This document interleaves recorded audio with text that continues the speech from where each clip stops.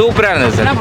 மெய்யழகன் ரொம்ப சாட்டிஸ்ஃபேக்ஷனாக இருந்தது. மலையாளங்களுக்கு ரொம்ப பிடிக்கும் இந்த படம். உண்மையான படம். உண்மையில ரைட்டர் எழுதுனதுக்கு மாதிரி அரவிந்த் சாமியும் கார்த்திக் நடிப்பும் சூப்பர். அரவிந்த் சாமி பிடிக்கும். அரவிந்த் சாமிக்காக படத்துக்கு வந்திருக்கீங்க? அவருக்காக தான் வந்தோம். நான் தேட்டரில் வந்து படம் பார்க்க மாட்டேன். ரொம்ப 10 வருஷம் கழிச்சு இப்போ தான் வரேன். அதாவது ரொம்ப டோட்டலாக டிஃப்ரெண்ட்டான மூவி. இது எப்படி இருக்குன்னா மலையாள படம் மாதிரியே கிட்டத்தட்ட எடுத்திருக்காங்க. அதாவது ஒரு சின்ன ஒரு லைனை வச்சு என்டையர் ஸ்டோரி எடுத்திருக்காங்க.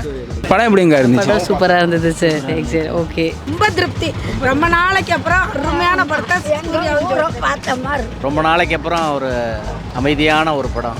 வன்முறை அதெல்லாம் எதுவும் இல்லாமல் அமைதியாக நினைவுகளை அசை போடுற மாதிரி ஒரு நல்ல படம். சொந்த பந்தத்தோட முக்கியத்துவம் சொல்லியிருந்தாங்க. ரொம்ப அருமையாக இருந்தது. நம்ம என்ன ஆக்சுவலி சிட்டி லைஃப்பில் மிஸ் பண்ணுறோம், நெருங்கிய சொந்தத்தை விட்டு வெளியில் வர ஃபீல் இருந்துச்சு. அந்த அளவுக்கு கனெக்ட் ஆகிட்டீங்க படத்துக்கு கூட?